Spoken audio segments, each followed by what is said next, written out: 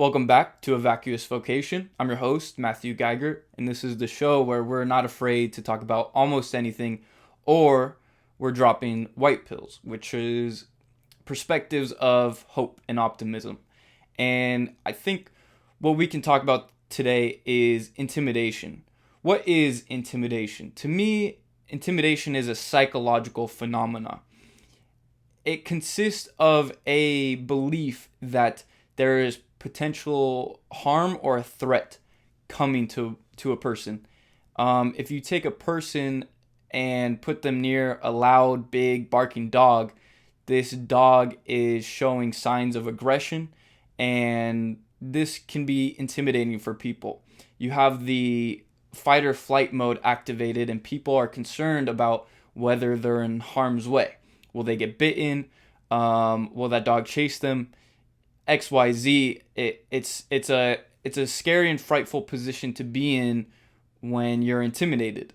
But it doesn't just exist amongst animals or in nature. I think the most common form of intimidation we can find is among person to person. You have situations where someone will try to assert their dominance over another person, and this can be either with the words they say or their posture. People who like to assert their dominance and intimidate people will typically be not necessarily provocative, but have a different type of energy among them that can leave some unprotected people feeling some sort of underlying threat. But what we would, or what I would like to kind of further dive into, is how do we deal with intimidation? If we know that someone is potentially a bully and they're trying to be intimidating by maybe making either a verbal threat or a physical posturing threat, how do we deal with this? Well, again, it comes back to your psychology. Let's use me. Last weekend, I was out with some friends, and we were at a club and a bar, and we leave the bar, and I'm outside waiting for my friends, and then these group of dudes are coming around, and one of them tries to walk up close to me, and he begins to say something about we were literally just talking about sports and how I was like mentioning this other team that I like, and his intimidation was to walk up to me slowly and say something along the lines of, you know what, and he looked at me, and I forget what he said, but what happened was, for me, I'm never looking for a fight. I almost am a pacifist. I think sometimes self-defense is necessary, but what happened in this situation was that this dude looked at me. And I think by him looking at me, he was trying to sense if I would submit to his dominance or if I would look away and kind of be submissive and intimidated. But I wasn't. I looked him in the eye and I was waiting for whatever he was going to say, and I would just accept it, and then I would respond.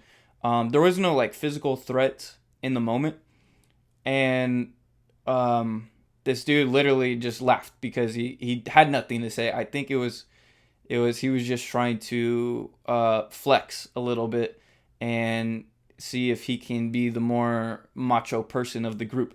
But it didn't work out, and my friends were there, and it was fine. Nothing happened. We just left.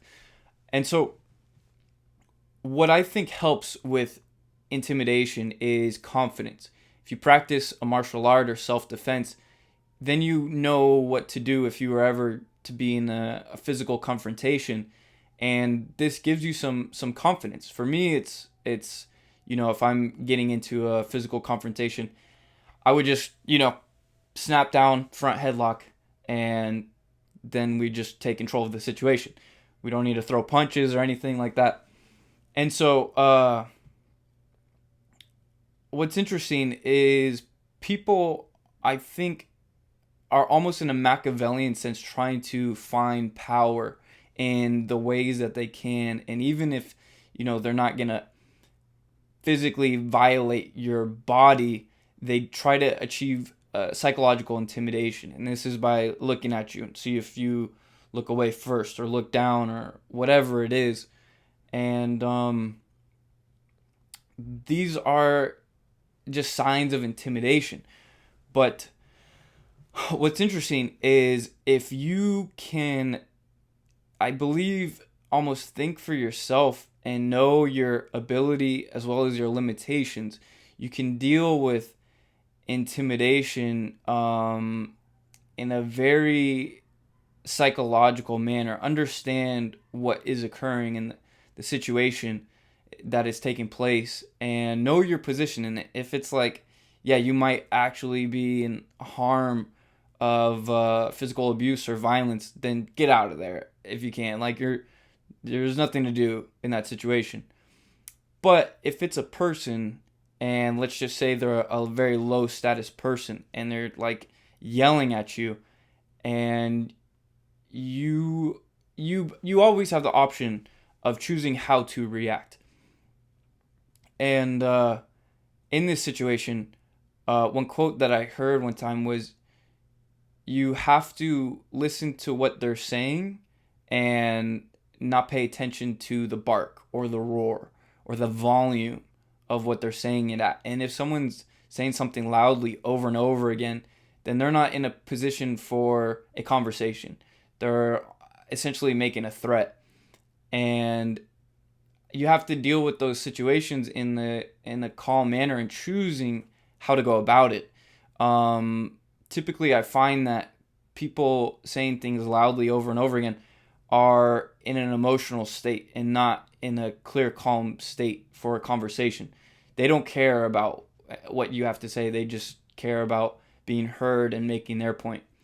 And you can walk away, always. You don't have to deal with those people or keep them around you. And that's what intimidation is. It's people trying to assert their dominance by mostly psychological means. But the psychological mean is an interpretation of usually their physical mean, because how they posture themselves is a physical display, as well as what they say is applying someone's vocal cords with vibrations to create ideas, but in a way that gets interpreted, that physical action is interpreted psychologically. So meditation helps, I would say, with just being able to choose your actions and responses to situations. But for the most part, there will be people, I think, all the time who are going to try to intimidate people. And there's sometimes nothing you can do about that. But the situations that you can do something about that, you want to choose your actions carefully. And honestly, you don't know who knows what or who thinks what and what crazy stuff they might do. So it's always best to just never engage in those confrontations. It's best to just walk away, get out of there, whatever you need to do to avoid those types of situations. And I think to leave with a good quote from Intimidation, maybe something from like the Art of War, or something about if your opponent is displaying some neurotic extravagance, that's someone you don't need to spend your time on, because they're not of calm quality. So pick your situations wisely. Thank you.